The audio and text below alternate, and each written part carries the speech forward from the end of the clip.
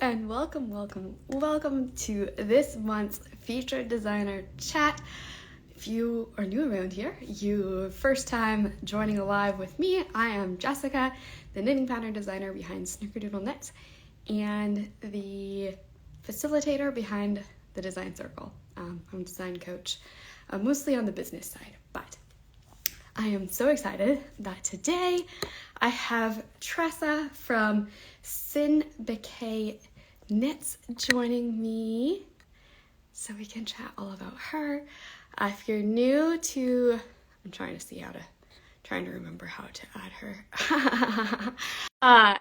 If you're new to the featured designer discussions, this is kind of an idea that stemmed from the Design Circle. Designers were really interested in hearing stories from other designers and knowing more about them. So the design chats, we learned more about design process and stuff about the designers, but also the life beyond designing. So hello, Tressa.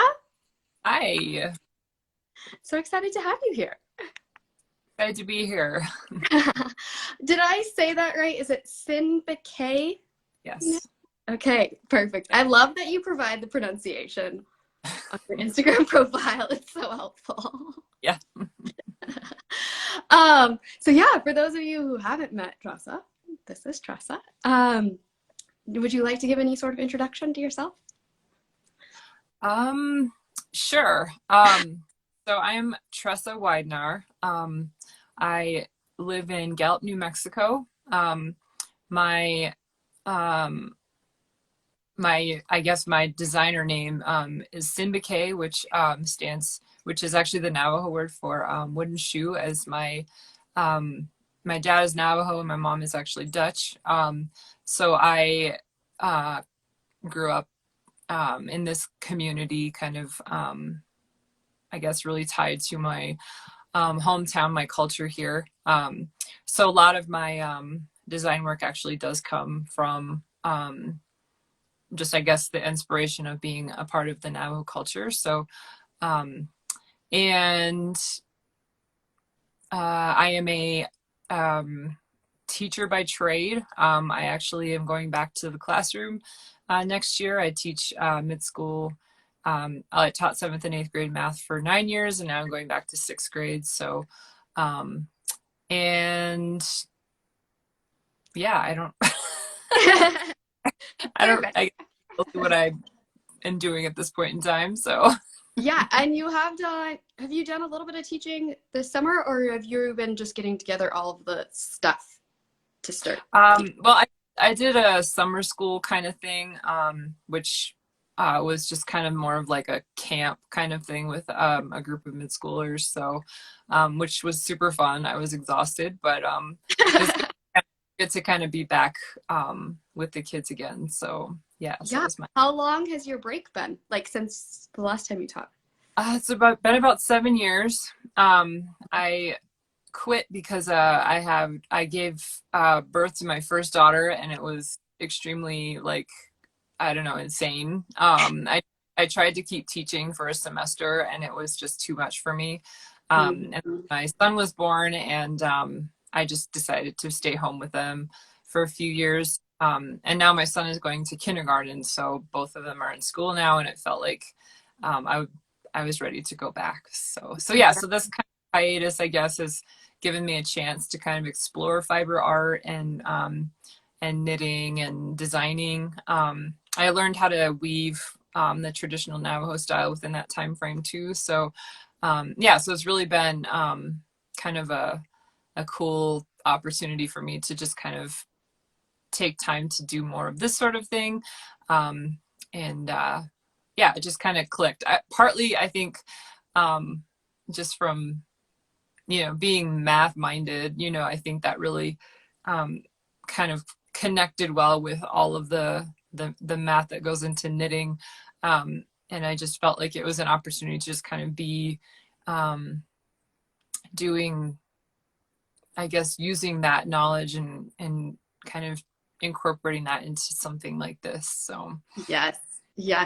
Okay, I have like a million different ways, things I could ask right now. So First of all, I thought forever I was going to be a middle school math teacher. I ended up going to school for engineering. So I have a little special heart for middle school math teachers.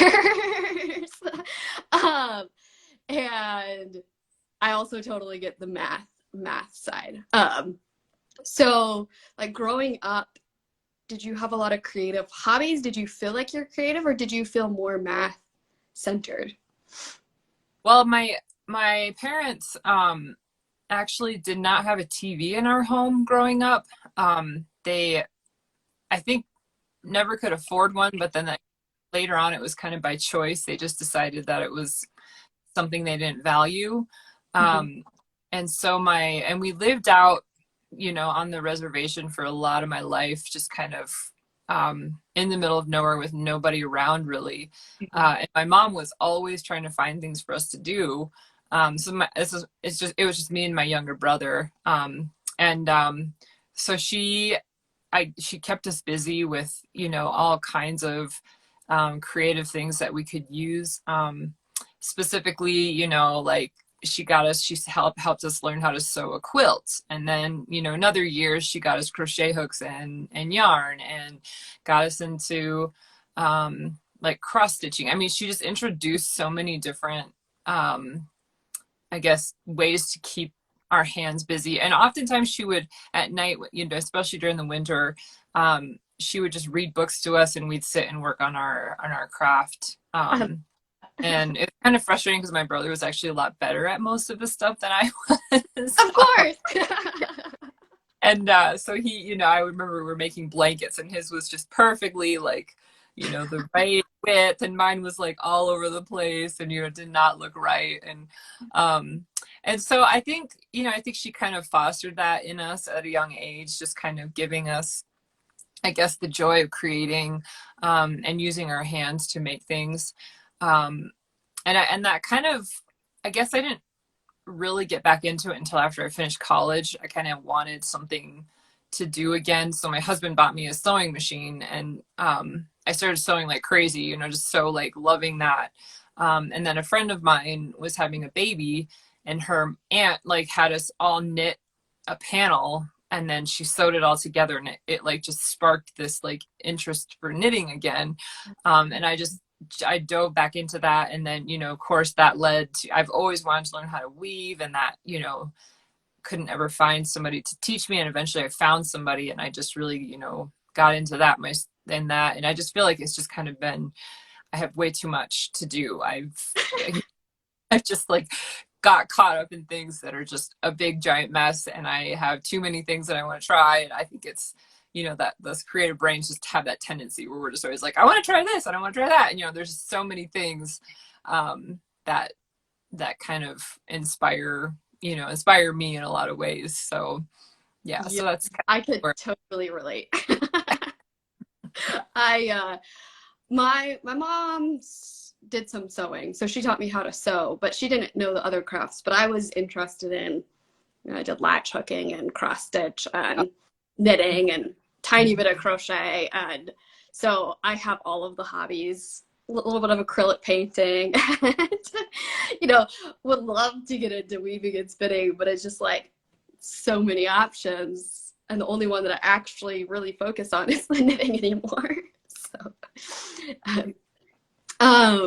So do you find like your designs, do you feel like they're related to your other hobbies and interests? Or like, are they connected at all for you? Yeah, definitely. I think, especially, I think, with Navajo weaving, there's so many, like designs that are symbolic of different things, or they're just, part of the pattern. And I've really drawn a lot from that in my design work. Just kind of seeing something that I thought, oh, that would look really cool as like a knitting pattern. And, I think that definitely kind of connects and bridges in that way.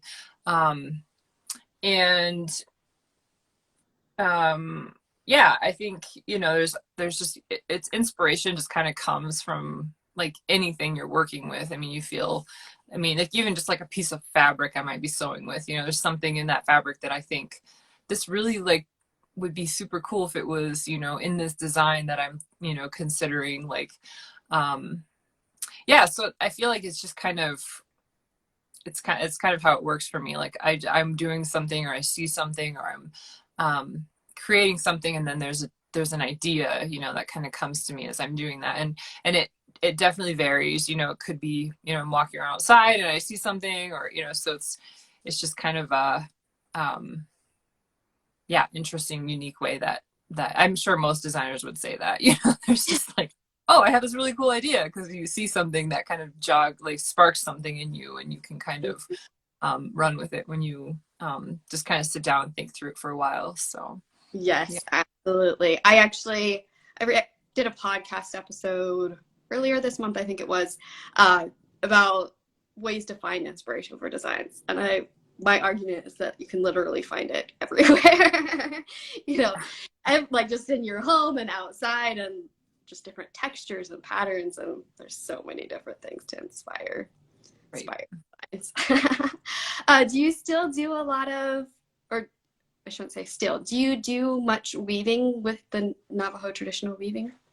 Yeah, I actually just finished a huge piece that I've never, like, I mean, I just usually I stick to, like, you know, like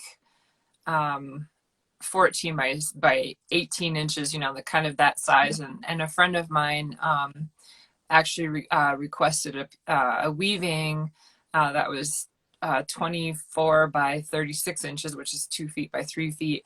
And I'd never attempted that size before. And it took me 2.5 years. It was a huge endeavor, partly because, you know, with weaving in the Navajo style, you can't adjust. Like, once you set up your loom, you're stuck with that size. You can't stop weaving in the middle. And, like, you know, a lot of, you know, weavers will, you know, cut the warps, and you can't do that in Navajo weaving. So you have to make it, you know, you hit the middle, and and then you flip it over and reflect it across the middle. And if you don't hit the middle exactly right, then the rest of the weaving is messed up on the other side. And I had trouble getting that, you know, to work. So I had, you know, I got stuck a few times. I'd pull it back out, you know. There was just a adjustment that happened. And yeah, so I do try to get my hands on the loom every so often when I have the time to do that. So yeah, it's been a really wonderful journey. Mm-hmm. Is that the one that you were just talking about, the 2 foot by 3 foot one? Is that the photo that you had sent me? Right. Yep. Yes. Yeah. Yeah, perfect. I don't think I can pull up photos when we're both on here, but I'll be posting it tomorrow. I could also just put it in my stories for those who are interested that are watching. Sure. Yeah. So then with your children now, are they like interested in some of the different hobbies and also the Navajo traditions and things? Yeah, my daughter is weaving. My dad made her a little loom when she was 3, and it was just a little peg loom. You know, that she actually, I actually have her first. This is actually her first weaving. Oh, that's so sweet.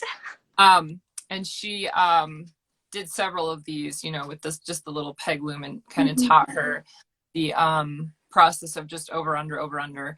And then when she turned 5, my dad actually gave her a small little lap loom that she figured out. And now I have her on an upright that she's, you know, trying to figure out what she wants to do. She wants to learn how to put designs in instead of just doing stripes. So that's kind of been, it's been fun to see her interested in that. And my mom taught her knitting, so she knows how to knit. And my son is not much, you know, he's a little more,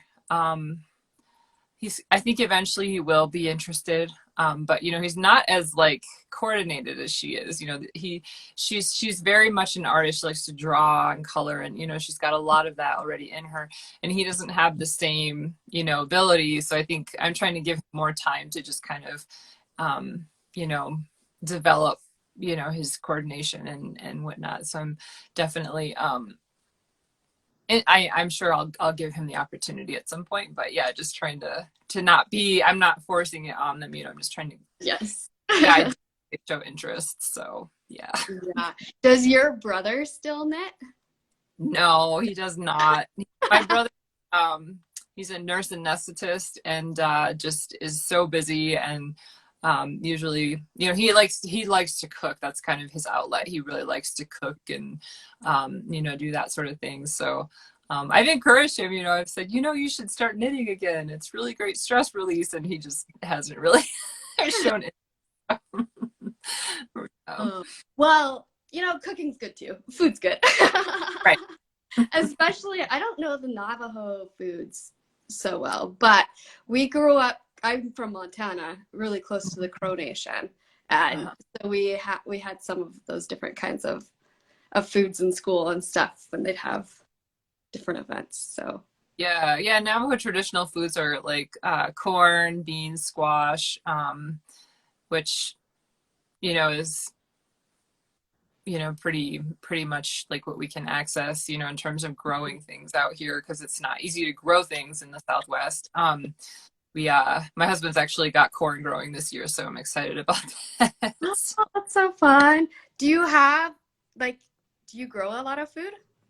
No, we do not. We do not have the space for it, and we don't have the water for it. It's really, if we lived up closer to the river, which is, north of us, where like a lot of farms are, there's a lot of irrigation available for that. But where I am, the groundwater is not, just always there. We have to be a little more conscious of that. So, yeah. We've had a few comments coming in. Kat Sank said, "Good morning, Tressa." And someone said fry bread and mutton. Somebody else said same in Cherokee.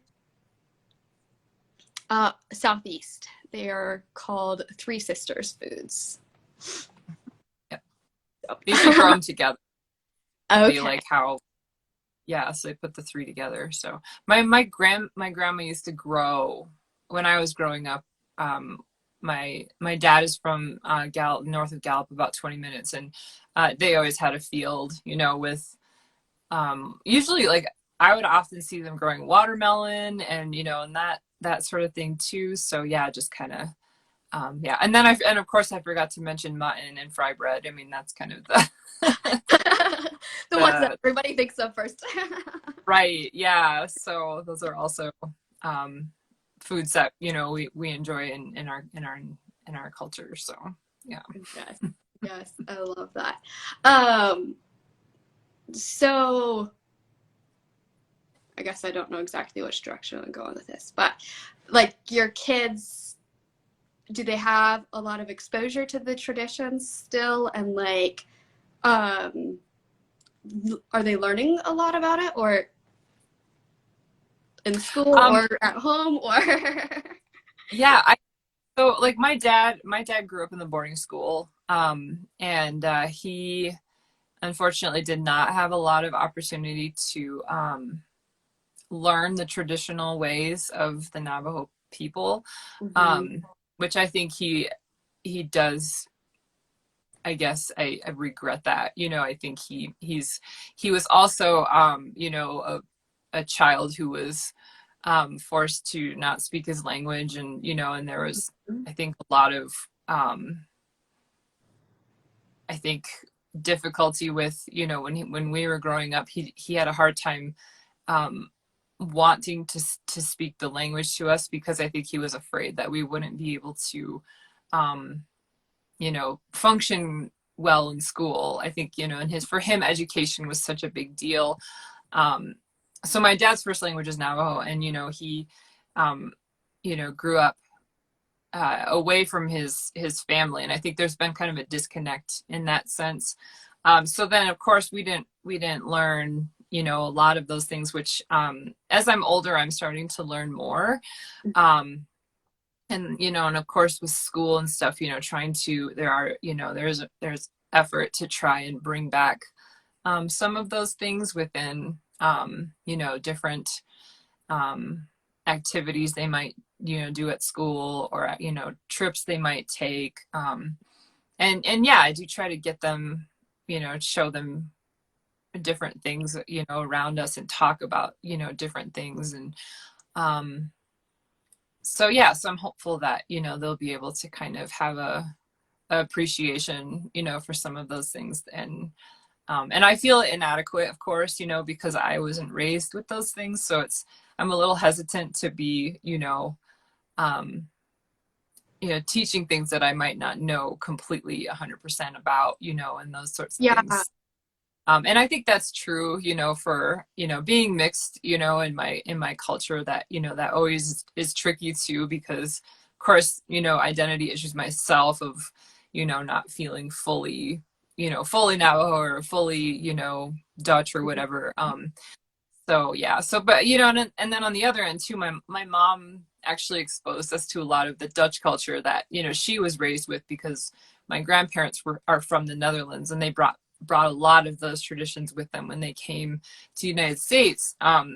So, I was able to kind of have a rich experience on both sides of my cultures. So, yeah, so it's tricky. It's hard to, um,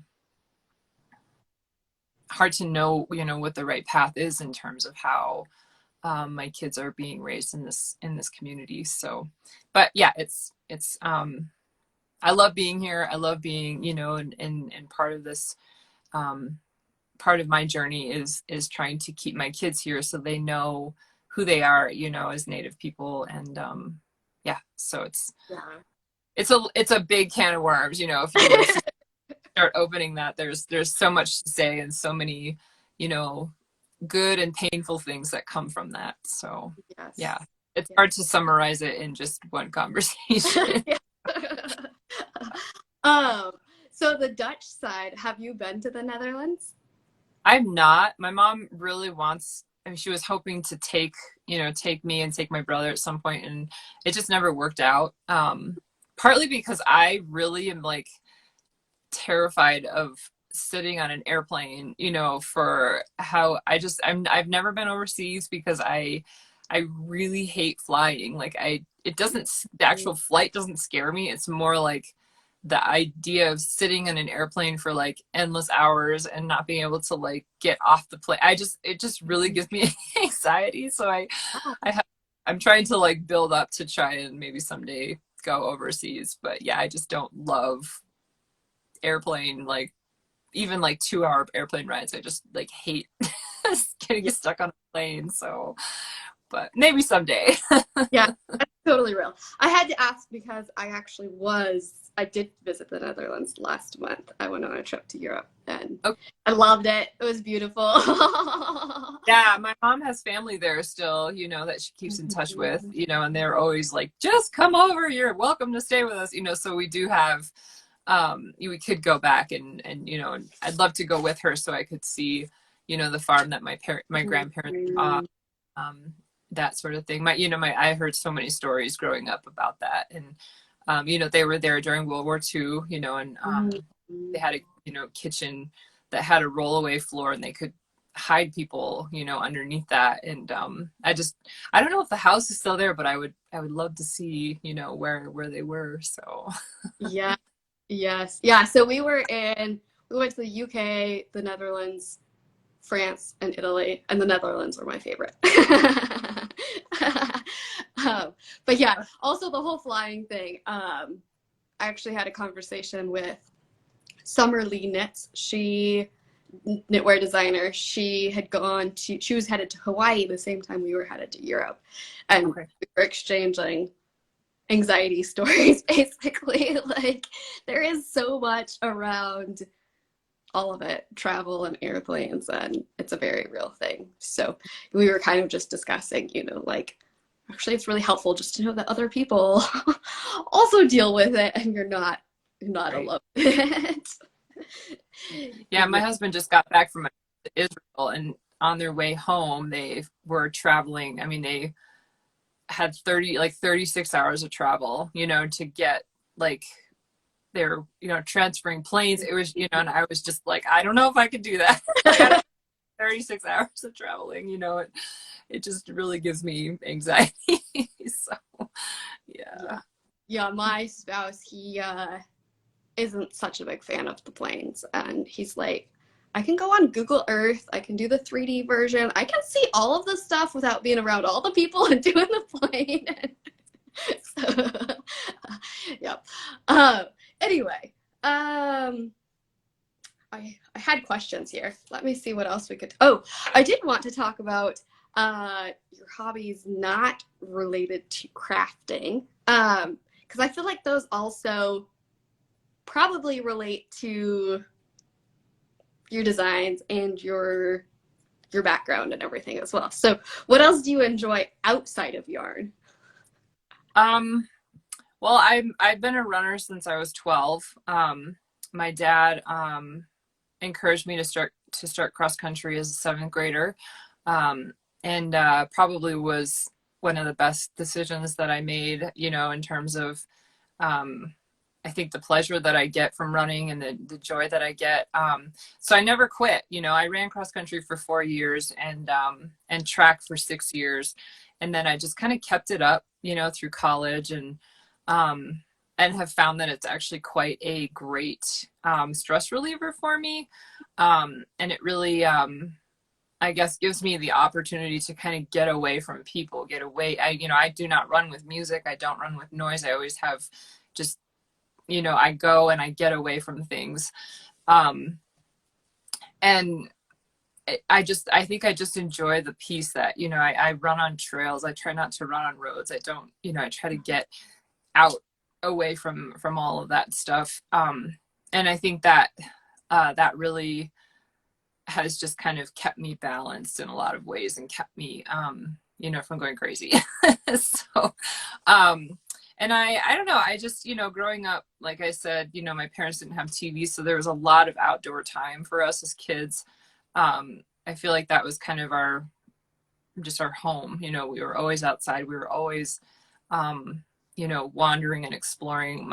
Some of the things that my brother and I did together, my mom is just like, she had no idea that we were like that far away from home, and we'd be, like bored and we'd be like, let's go across the street and climb over on that huge mesa over there. And we did that, and just the two of us. And I think that just kind of really built that like love and passion for the outdoors in my heart. And then I started mountain biking when I was in my 20s, and did a lot of rock climbing, just kind of the outdoorsy kind of stuff.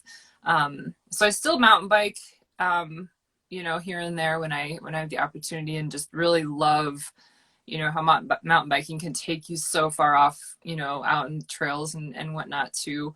I don't rock climb much anymore. It's just kind of a lot.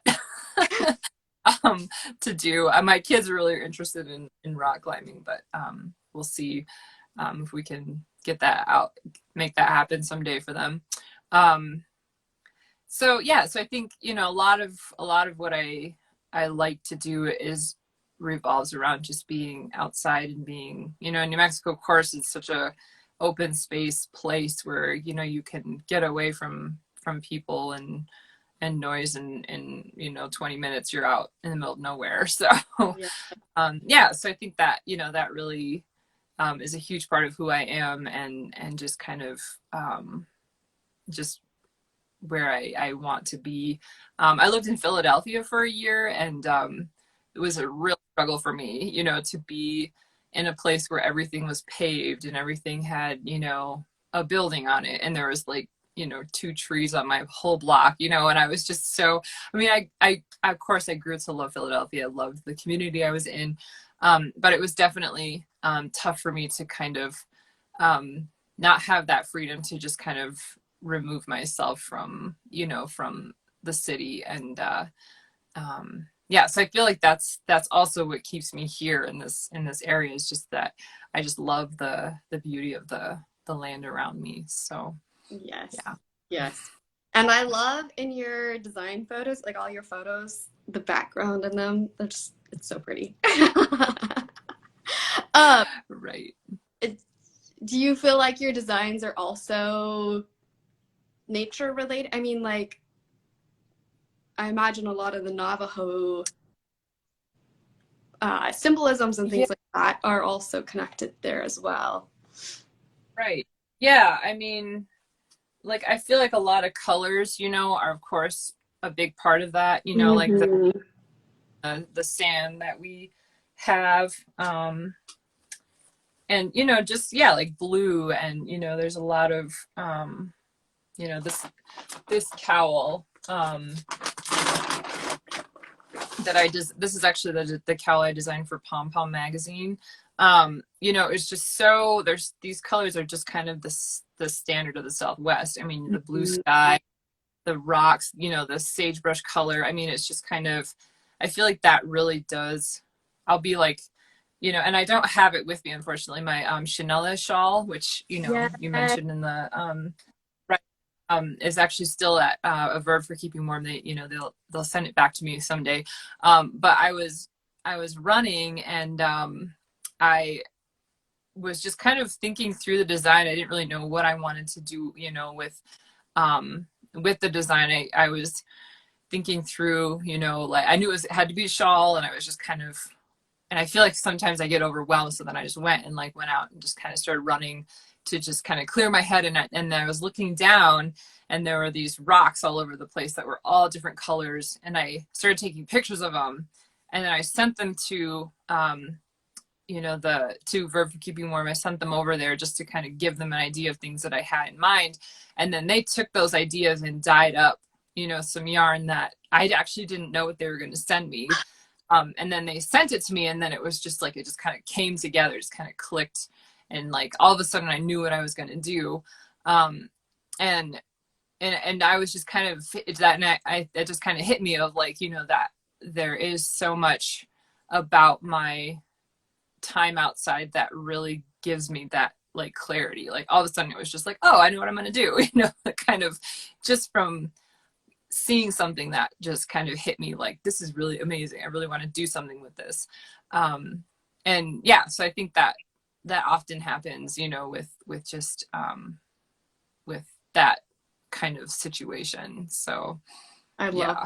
I love that. I always love like the stories behind the designs. Like the designs are always beautiful, but then there's so much more to them when you learn about the stories. And if you want to talk about, you could also mention that with that shawl, it also reminds you of your grandmother as well, which then Right. just adds another like sentimental piece to it. Yeah. And I feel like that's another part of, with design work, I think I saw Jen was on here. I don't know if she still is, but Jen, who, is native knitter, the two of us often, it's kind of funny because we both have kind of similar ideas with kind of, and we both, sometimes we name things that are so similar to each other because, so much of our design work is representing things of our culture. And so with that shawl, it was kind of like I was thinking through the name for it, and like for me, like, shawls are always kind of, you think of like, my grandma having a shawl wrapped around her, um and then it also, I, included crosses across it, which in weaving is called, the crosses that are representing Spider Woman, which is the deity that taught the Navajo people how to weave. And so those crosses were kind of, in a way like representing the weaving culture. And my great grandmother was a weaver. My grandma was a weaver, but she didn't really like carry it on. And so all these things just kind of connected and came together, and she was actually not doing well health wise. And eventually, as I was working on this design, she passed away, and I just felt like it was kind of a cool way to kind of honor her, through naming it after her. So in the, Navajo culture, Shanella is my paternal grandmother. And that is kind of where I, kind of came together with that name. So I yeah. love I love it so much. This is not related to our current conversation, but somebody had said earlier, what's up with all yarn people liking to be far away from people? It is a common trait. I don't know if it's a lot because it's like such a independent kind of, like it can be such an independent craft where we come be on our own and do our own thing. Yeah. And that's why it attracts so many folks, or I don't know exactly why, but Yeah, you know, and I think, yeah, knitting is a very solitary, you know, craft. You know, you can do it anywhere. You can, you know, climb a mountain, take your knitting along. You know, I mean, there's just so many, and it just allows your creativity to kind of be expressed in a way that, you know, doesn't require being around tons of people. So like, I feel like knitters generally just kind of have, you know, to kind of appreciate the solitude and appreciate the the ability to just kind of work on something without a lot of noise if you don't need it. So yes. Yes. Um, okay, do you want to talk about your design process? Like you kind of talked some about design inspiration in different ways it comes for you. Then what does it look like after that point? so so yeah, that's a good question. I'm very disorganized. I will fully admit that. I am not a person that is very regimented in how I do things. I'm very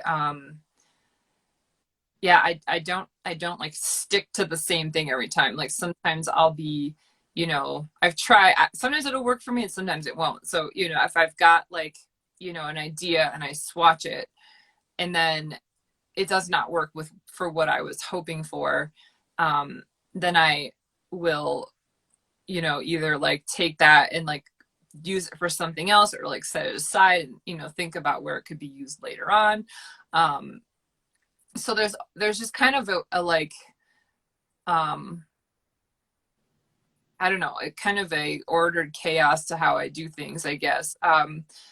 So, you know, typically like what's happened in the past is, you know, especially with design submissions, I will, get an idea for a design, and oftentimes I won't submit anything unless if I've got an idea already in my head, which is typically what I wait for. So if I see a design submission call and I look through the mood boards, I look through, you know, the color scheme, and I think, oh, I've got this thing that I have that I can, you know, submit that would fit into this.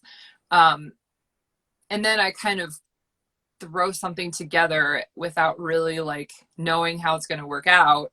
And then once I get the yarn, then I start kind of fussing with it and messing with it until it somehow works out. Like sometimes I'm shocked, like, how did this work? I don't know how this, and I've had trouble, you know, especially with just, you know, with sweaters, you know, where I start working on it, I think I have all the math worked out and I get done and it's like completely not right. I just actually sent in a design that's coming out later this fall to a company. And I actually had the whole sweater knit and I like, you know, like except for the sleeves, and I kept putting it back on and kept putting, and it just wasn't working for me. So I ripped the whole thing out, you know, just took all that work and just completely took it out and just redid the whole thing. And I have a current sweater where I think I'm going to do the same thing, you know, because I'm just not happy with how it's looking. And so, yeah, so I feel like the design process for me is like, sometimes it's magical and it just happens and it comes together and it works exactly the way I want it to. And then sometimes it's just a mess. Yeah. Yes. So yeah, usually I'll, you know, like I said, I get an idea and I sometimes will sketch it out. Well, I guess I always do sketch it out, just kind of get a sketch for what I want it to look like. And then of course, make the swatches for it and just kind of, you know, I feel like the swatches is the hardest part for me, because I just struggle with getting accurate measurements. Like I do everything the way I'm supposed to do it, you know, like if it's knit in the round, then I knit it in the round and make sure everything is, and then I'll measure it all out and then it doesn't work, you know? So I get kind of frustrated with that, you know, where it just seems like I really like worked hard to make sure I did all of this process correctly, and then it just doesn't happen the way I was hoping it to. And then adjust from there, of course. And then you know, after I knit my swatch, then I'll do all the math for whatever I'm working on and make sure I'm, you know, getting a feel for what size I want it to be. And then put it together, write the pattern, get it tech edited, and then tested and go from there. So, and I just really value the tech editing process because it kind of validates my work. Like, once I get to that point, my tech editor is pretty honest, and points out things that don't work, and it kind of, gives me the courage to publish and be proud of the work that I did. So yeah. Tech editors are so valuable. Yes. Yeah. I don't know what else to say about that, but basically they can completely, deter, like, they can catch so many things that just make the design so much better. And if you don't have a tech editor that's very thorough, then it can cause more issues down the line. Right. Because we're all humans and we can all make mistakes. And especially, like if we're designing something for the first time and we not as familiar with how all the specific numbers should be and things like that. It's so helpful to have somebody else looking it all over. Yeah, it's very reassuring, to have that extra step in there. And I work with Jessica Schwab. She's Wool Gather and Knits, or I forget what her handle is. Yeah, I think but yeah, so she's and she's very, very amazingly skilled at what she does, and I just so deeply appreciate her knowledge and her just willingness to kind of work through me on something if I'm not sure what I'm doing. So that's huge. Finding a tech editor that can help you through the process too, which is really helpful for me. So yeah. I don't think we really covered how you got started with designing. We talked about how you learned knitting, but I don't think we got into the actual beginning of designing. Yeah. So I started knitting, I can't even remember how long ago now, like 15 years ago, I started picking it up again. And there's a craft sale here in Gallup that is a pretty big deal. Everybody wants to get in, and it's kind of this big kind of fun event for us, to be able to attend this craft sale. And I first started sewing things, and I would sell my sewed items, and then I started knitting things, and I of course like I was always drawn in by like native motifs and just kind of the if you walk around this community, you're going to see a lot of like shirts that have like native design on it, and hats, and just kind of that pride of like this is who I am and this is what I like to wear. And so I started to kind of like play with design just more out of interest to sell it. So I actually started to design my own hats, which I named the turquoise rose hat. I don't have one here right now, unfortunately. I think I sold it. And I like, so I started to play with this idea of designing. So I actually started just drawing out charts and just started to see if I could figure out how to fit it into a hat design. And that I got it to work. The first few times it was way too small, and then I adjusted it to work bigger. And then I made a whole bunch of them, and sold out of them like in 2 hours when I went to this craft sale.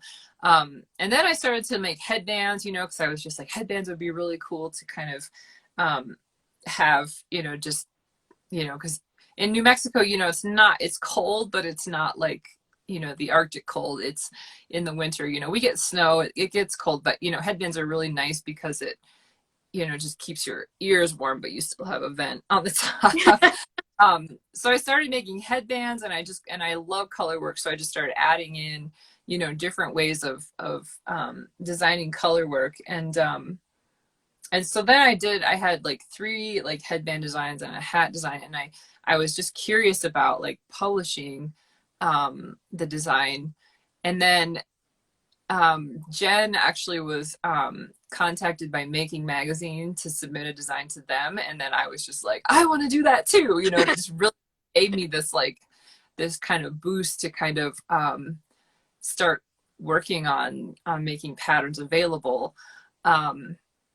And so I actually sat down and started to write the pattern out, and, you know, just didn't really have a clue what I was doing, and just kind of took me forever. You know, I wrote it and then I rewrote it, and I was just such a huge process that I didn't really understand. But then I got it test knitted and like was getting successful test knit results, which was really exciting. And then my friend Rachel, I think I saw her on here, agreed to take pictures for me. And then like the pictures just kind of like, you know, gave me this like, oh my word, these pictures are amazing. And she just kind of, you know, was kind of the cherry on top. And all of a sudden I was just like super inspired to start doing this, you know, kind of crazy process of designing knitwear, which, you know, I never thought I would do. So yeah, so that I guess was the start of it. I just kind of, you know, got all of these things fell into place, and I, you know, I just kind of enjoyed it, just kind of the process of it, and just kind of yeah, just took off from there. Yeah, I love that. So were you and Jen close friends before you started designing? We were. Jen actually was a student of mine. She was my in my Algebra 1 class when she was in 8th grade. So fun. Yeah, we're actually 10 years apart, you know, so it's kind of funny because we're just, you know, we're kind of kindred spirits in a way, because we just, you know, enjoy and appreciate a lot of the same things. And we I don't know, it's been helpful to have her in my life, because we can kind of support each other, because I do not know of any other knitwear designers in Gallup, and I don't know of many in Albuquerque. And I'm sure there are. Actually, I have connected with some people in Albuquerque, but not in terms of like the relationship I've had with Jen, you know, and we go way back. You know, she's been a close friend for quite a while. So just we definitely are connected in a way that I'm not connected to most people, and we you know, are pretty much in touch all the time. And just you know, we're rolling things through our heads and like, you know, throwing ideas at each other, and it just, you know, it's really fun to kind of have a person that can I guess relate to you on a level that most other people can't. And we're close enough that we see each other regularly. Her parents live, you know, 30 minutes from Gallup, so she's regularly coming back to this area. So yeah, so it's definitely helpful that that she's there to kind of have conversations with about this sort of thing. So yeah. That's so fun. And then is Rachel the person who, like, does she still take your photos? She does. Yeah. I prefer her, but you know, she's actually going to be teaching next year too. And she's not doing regular photography anymore. So I have to keep begging her to keep doing it for me, because I don't really know anybody else around here who does, you know, photography. And she's just so gifted. I don't know if she's still on here. But yeah, she just really, and she's actually done all my photos for Taproot.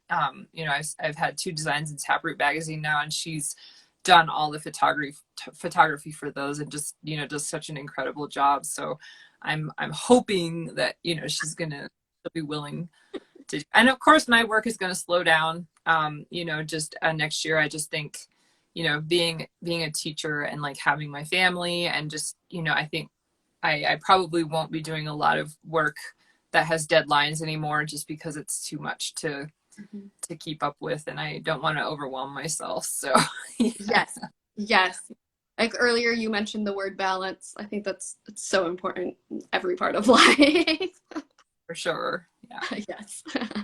I love it. Okay, do you want to share some of your designs? Do you have some of your designs with you?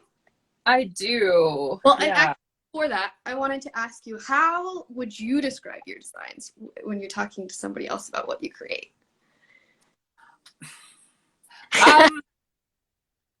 Probably, you know, I've tried to do a little of everything.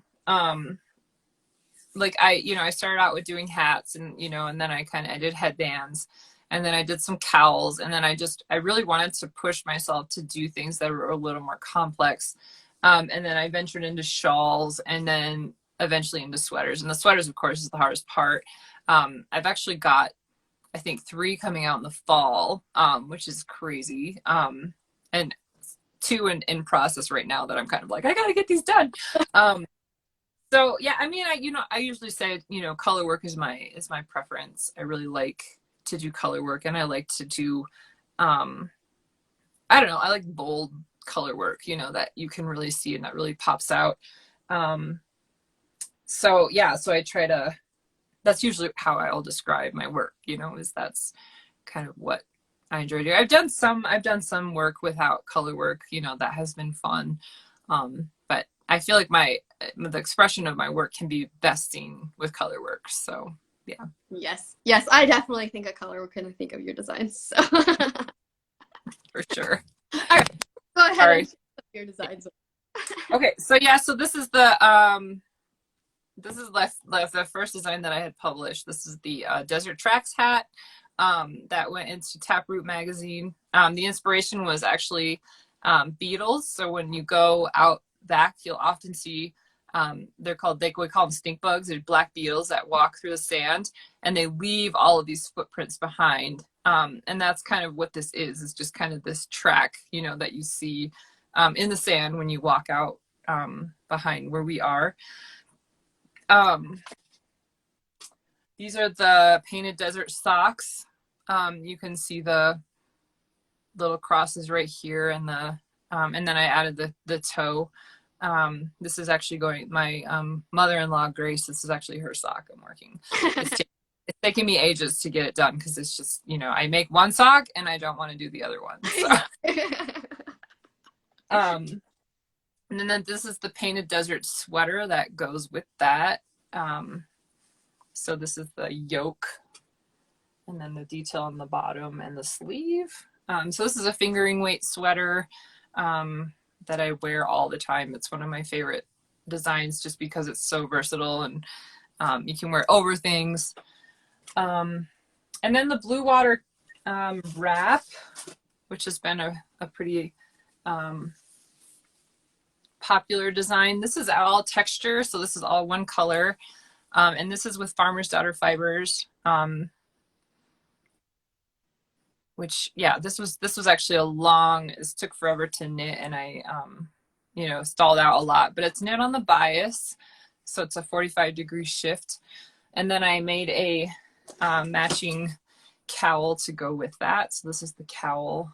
And of course, this yarn is just perfect for texture. I think it's the Pishkin yarn, and it's, I think, a Wyoming, Montana blend. And just awesome for that. And then this is probably one of my favorites too. This is the Artifact Shawl, which is a mosaic knit. So this is just when you knit with one strand at a time and just slip the stitches to create the pattern. And this is with Four Corners Fibers yarns, which is a mix of Navajo churro and merino wool. I think the merino wool comes from Cactus Hill Farms in Alamosa area. And it's just so like, I love the result. Like these are actually arrowheads kind of, which is something that is a common find, within ancient cultures. We have a lot of Anasazi culture around us. And then this is the Chiska cowl, again, inspired by, I'm sorry, this is the Twin Lakes cowl. Sorry about that. By my grandma's land. The colors, the blues, that kind of design. So this is one of my first cowls that I really enjoyed working on. And then this is a recent design that I did for Sisters United in Montana. This is the Lost Sisters hat, and I did it in honor of missing and murdered Indigenous women. A colorwork hat again, which was really fun. This is with Recollect. Let's see. Recollect, is that Farmer's Daughter? Right. Yes. Farmer's Daughter fiber. And then here's the little kid version. I made one for my son. So this is this Oh. for fun. Yeah, so I think that's what I've got going on right now. Oh, and then this is the hat I showed earlier. This is the Jen and I collaborated for the Flagstaff Wool Festival in Arizona last year, which was virtual. And then these are rain clouds, you know, I like because we that. really, yeah, yeah. So we, you know, had a lot of fun. We got together outside, you know, it was during COVID, right? And we were like sitting feet apart and we were like drawing out ideas and like, you know, coming up with things. And then she designed a cowl and then I did, you know, I designed the tam. And the idea, of course, you know, respecting and appreciating water and, you know, this kind of flower on the top is kind of, you know, what results from rain, you know, when we get it. So yeah, so this was a fun collaboration that we had. So yeah, and I have a lot of stuff packed away, so because I don't want. I had or moth infestation, and like, and it's under control, but I hide everything and I'll like pack it up and make sure nothing gets, you know, exposed. So I'm pretty. It's some of it's just kind of hidden away so it doesn't, you know, get chewed up. So yeah, so that's what I'm. Fun. Your works in progress for coming out this fall. Is there anything you can or want to share? Well, yeah. So with so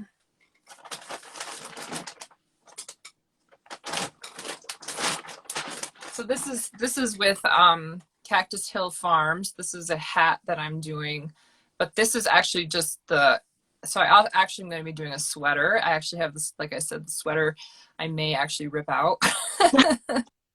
Just because it's not working the way I was hoping to. But this is, you know, this is really kind of a fun. The idea here is inlay jewelry, which actually not quite inlay, but some of it, you know, if you look at you know, bracelets and stuff, you're gonna have big chunks of the turquoise. This is kind of the Navajo style, which is what, you know, these are the big kind of the turquoise stones, and then the coral stones are another color. And that's the inspiration behind this design. So there's a sweater, a matching sweater coming out with this, and hopefully in the fall. I have to again get it working out. And I don't know if I can share I have a design going in with Hinterland Yarns, and I don't know if I can share that quite yet. I haven't had permission to do that. And then Pearl Soho, you know, is also the other company that has one of my sweaters coming out, and they're actually almost finished. So I'm excited to share that someday too. And I don't have that design. That's, you know, that's in New York. So, so those are the main things I'm doing. I do have, an idea for a shawl, another shawl that, with, knitted wit out of, Portland, Oregon. And so, yeah, so I'm kind of, you know, trying not to get too much going at once. I try not to do that because that really stresses me out. Yes. So, yeah. I love it. Laura with Balsam Knits said, beautiful color work and meaningful too. I love that in your designs. And earlier, somebody said they're so scared to make socks when you were showing your sock design. Do you have anything to tell them for encouragement? Yeah, so I actually did this sock on, I used the 9-inch needles for this, which are the little short ones, to do the color work section, because I hate doing color work, magic loop, and I hate doing color work with double pointed needles. And Jen actually like figured out that using 9-inch needles was a really great way to do small circumference knitting and color work. So I got a pair of these, you know, just because I was curious to see what would happen. And I just started knitting. I actually had this pretty well done on my sweater, and I just wanted to see how it would look. And I just started knitting, and it just worked out to do, you know, with those little 9-inch needles. And that made such a difference, you know, to do that. And then once you get to the heel flap, it's just, you knit that flat and then just pick. It's way easier than you might think it is. Yeah. And Jen actually knit these socks too. She had never done socks before, and she just did it. And I think last summer, maybe I forget when she did it, but just zipped them out, made them in no time. So it's just a matter of just trying and just seeing. And I think it's a surprise, like how you can like actually get them. It's not like as complex as you might think. I actually knit socks when I was stuck in Chicago one year with my husband. We were at a wedding and got snowed in, and we had nothing to do, so I made him drive me out to a Michael's, and I grabbed like yarn and needles and just started trying, and then it like they weren't perfect, but but it worked, you know. And I was surprised, so that, you know, I just trying it actually like made sense. And there's so many tutorials for, you know, for sock knitting online now, like that you can really just take advantage of today. So yeah, I would say my recommendations are find a good pattern that has the heel written out clearly and then find tutorials.